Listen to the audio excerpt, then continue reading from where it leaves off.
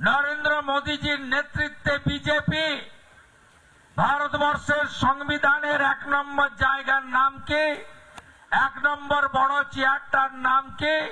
রাষ্ট্রপতি। রাষ্ট্রপতি কে হয়েছেন? আমরা এমএলএরা বিজেপির পশ্চিমবঙ্গ বিধানসভায় পাঞ্চি গলায় গায়ে দিয়ে আদিবাসীদের ঐতিহ্যকে সম্মান দিয়ে আমরা লাইন দিয়ে দ্রৌপদী মুর্মুকে ভোট দিয়েছি। আর অন্যদিকে মমতা ব্যানার্জির নেতৃত্বে আশিস ব্যানার্জিরা, বিকাশ রায়চৌধুরীরা, চন্দ্রনাথ সিনহারা, লীলাবতী সাহারা, তারা লাইন দিয়ে দ্রৌপদী মুর্মুর বিরুদ্ধে, আদিবাসী প্রার্থীর বিরুদ্ধে যশবন্ত সিনহাকে ভোট দিয়েছে।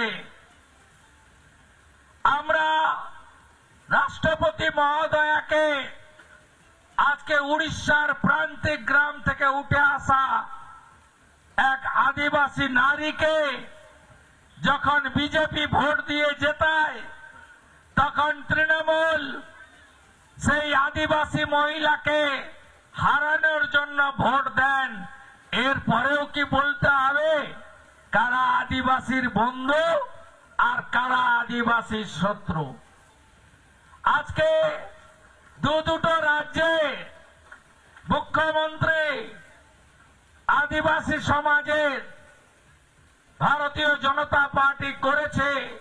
ছত্তিশগড়ে বিষ্ণুদেব সাই এবং উড়িষ্যায় মোহন মাঝি। আদিবাসীরা প্রশ্ন করবেন না এই রাজ্যে আদিবাসীদের অধিকার, সম্মান, মর্যাদা কেন এখনো কার্যকর হলো না? প্রত্যেক দিন গোছা গোছা ভুয়া কাস্ট সার্টিফিকেট পাওয়া যাচ্ছে।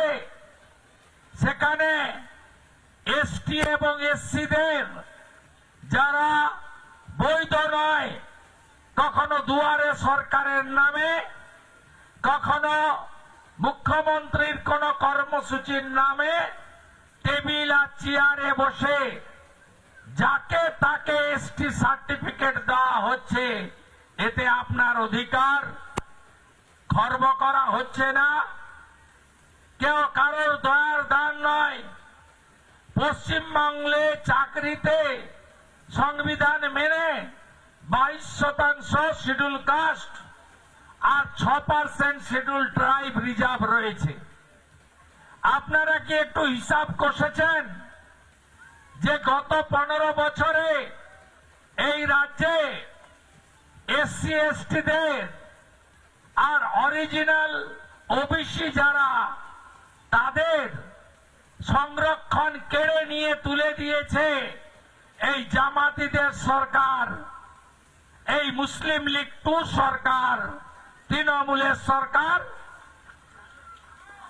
নানা ধরনের কন্টেন্ট দেখার জন্য লাইক করুন, শেয়ার করুন আমাদের ফেসবুক পেজ, সাবস্ক্রাইব করুন আমাদের ইউটিউব চ্যানেল। পাশাপাশি অন্যান্য ব্রেকিং নিউজের জন্য অবশ্যই চোখ রাখুন রিপাবলিক বাংলায়।